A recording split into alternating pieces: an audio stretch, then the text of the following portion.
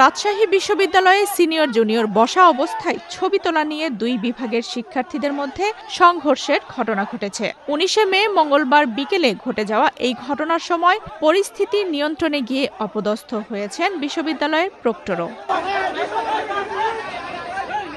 প্রত্যক্ষদর্শী ও প্রশাসন সূত্র জানায়, রবীন্দ্রনাথ ঠাকুর একাডেমিক ভবনের সামনে ত্রিপলি বিভাগের কিছু শিক্ষার্থী তাদের জুনিয়রদের সঙ্গে বসেছিল।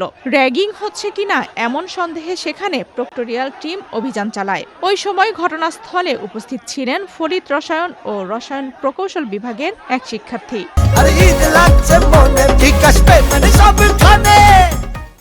যিনি পরিস্থিতির ছবি তুলছিলেন বলে অভিযোগ ওঠে।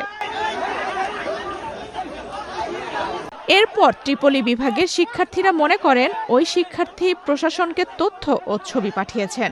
এ নিয়ে তাকে ডাকা হলে দুই পক্ষের মধ্যে উত্তেজনা সৃষ্টি হয়। এক পর্যায়ে তিনি নিজের শিক্ষাবর্ষ নিয়ে ভুল তথ্য দিলে পরিস্থিতি আরও জটিল হয়ে পড়ে।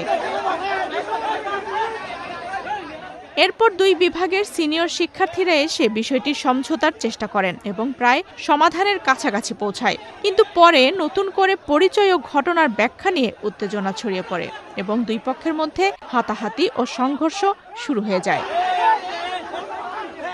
এ সময় পরিস্থিতি শান্ত করতে গিয়ে প্রক্টর ডক্টর মাহবুবুর রহমানও অপদস্থ হন বলে তিনি জানান। তিনি বলেন, র্যাগিংয়ের স্পষ্ট অভিযোগ ছিল না, তবে পরিস্থিতি নিয়ন্ত্রণে আনতে গিয়ে উত্তেজনা ছড়িয়ে পড়ে।